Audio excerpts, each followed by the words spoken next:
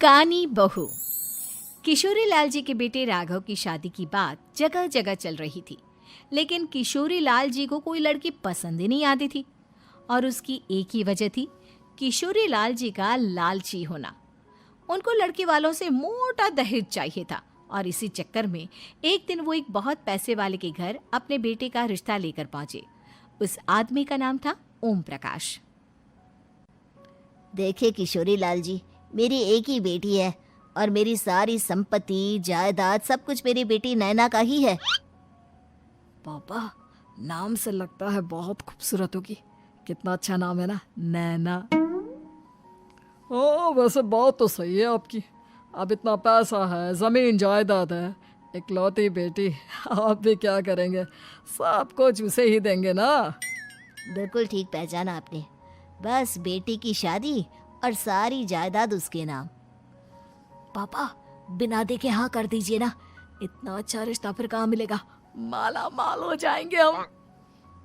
मैं अपनी बेटी को बुलाता हूँ। अरे नहीं नहीं नहीं नहीं, आपकी बेटी का नाम नैना है, सुनकर ही लगता है बहुत सुंदर होगी। रहने दीजिए अंकल, मैं तो आपकी बेटी के नाम से ही इतना खुश हो गया हूँ कि उसे बिना देखे शादी करने को तैयार हूँ। अब तो मैं उसका चेहरा सीधे शादी के बाद ही देखूंगा। और इस तरह राघव नैना का चेहरा नहीं देखता और उससे शादी कर लेता है।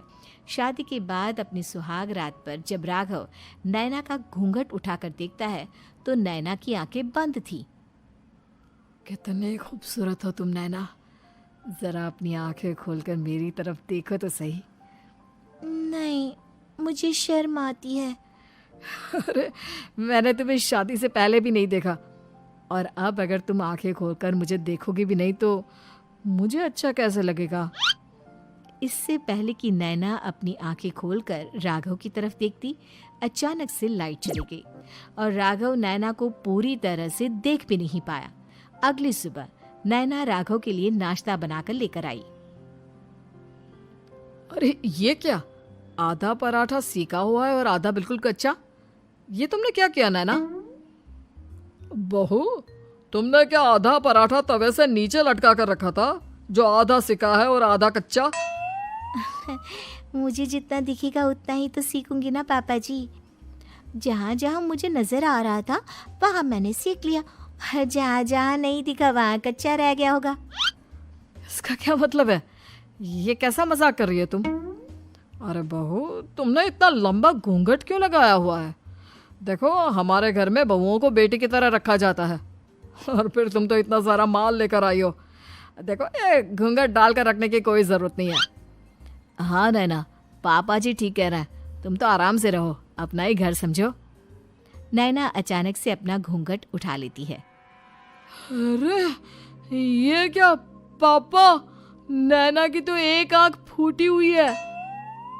नाम से नैना, लेकिन ये तो कानी बहू निकली। मेरे साथ धोखा हुआ है, धोखा। बिना दिखाए अपनी कानी लड़की मेरे संग ब्याह दी। मुझे कानी बीवी नहीं चाहिए। मुझे अभी ओम प्रकाश जी से बात करनी पड़ेगी। आखिर उन्होंने मेरे साथ ऐसा किया क्यों? अरे, आप लोगों ने ही तो पापा से कहा था कि आप लोग शादी से पहले मुझे देखना नहीं चाहते। अब मेरे पापा पर क्यों इल्जाम लगा रहे हैं? अरे लेकिन उन्हें बताना तो चाहिए था ना कि तुम कानी हो, एक आंख से तुम्हें दिखाई नहीं देता। किशोरी लाल और राघव नाराज होकर ओम प्रकाश को अपने घर बुलाते हैं। पापा जी, ये आपने क्या किया? शादी से पहले बताया क्यों नहीं कि नैना की आंखों में परेशानी है? अरे, आप ही ने तो लड़की देखने से मना कर दिया था। अरे लेकिन आप बता तो सकते थे। आपको तो हमारी बेटी की प्रॉपर्टी चाहिए थी, वो भी पूरी की पूरी। अब क्या हुआ अगर उसे आधा दिखाई देता है? प्रॉपर्टी तो आपको पूरी मिल गई ना। अरे ये क्या बात हुई? मेरी शादी प्रॉपर्टी से नहीं, आपकी बेटी से हुई है।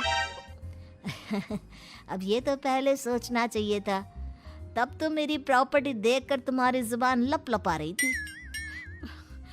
लेकिन मैं कानी लड़की को अपनी बीवी बनाकर नहीं रख सकता। पापा, कुछ करिए ना आप। हाँ, करता हूँ। देखिए ओम प्रकाश जी, आप हमारे साथ ऐसा नहीं कर सकते। और तुम देखो, अगर तुमने मेरी बेटी से शादी तोड़ी ना, तो जो भी प्रॉपर्टी मैंने तुम्हें दी है वो तो पूरी की पूरी वापस ले ही लूँगा, और आधी प्रॉपर्टी तुम्हारी भी लूँगा। अरे मेरी आधी प्रॉपर्टी भला क्यों लेंगे आप? इसलिए क्योंकि मेरी बेटी को आधा नजर आता है और उसकी नज़र अभी तक तुम्हारी आधी जायदाद पर ही पड़ी है। अब तुम उसे घर से निकालोगे तो कुछ तो लेकर जाएगी ना। और अगर हम आपकी बेटी को अपने घर की बहू बना कर रखे तो? तो तुम्हारी पूरी प्रॉपर्टी तुम्हारी ही रहेगी, और जो मैंने तुम्हें दिया है ना, उसमें से बस मैं आधा लेकर जाऊंगा। अरे लेकिन अब आप अपनी दी हुई प्रॉपर्टी में से आधी वापस क्यों लेकर जाएंगे? अगर मैं आपकी बेटी को अपनी पत्नी बनाकर रखने को तैयार हूं तो? इसलिए ताकि भविष्य में अगर तुम मेरी बेटी को धोखा दो तो उसके पास कुछ तो रहे जो पति का हो। वैसे मेरे पास तो बहुत कुछ है, लेकिन अपने पति की कोई निशानी तो उसके पास होनी चाहिए ना। अब अगर तुमने मेरी बेटी को कानी कहा तो तुम्हें प्रॉपर्टी भी कानी ही मिलेगी, पूरी नहीं। जमाए राजा। किशोरी लाल और राघव समझ चुके थे कि वो बुरी तरह फंस चुके हैं और अब उनके पास वहां से निकलने का कोई चारा नहीं है। अब समझ में आया ना, लालच बुरी बला होती है। एक तो तुम्हें प्रॉपर्टी मिली, ऊपर से बीवी मिली, उसमें तुम्हें नखरे भी दिखाने हैं। आए बड़े, चुपचाप बैठो दोनों। कुछ दिनों के बाद नैना राघव की कार लेकर बाजार घूमने निकलती है और जब कार लेकर वापस आती है, ये क्या?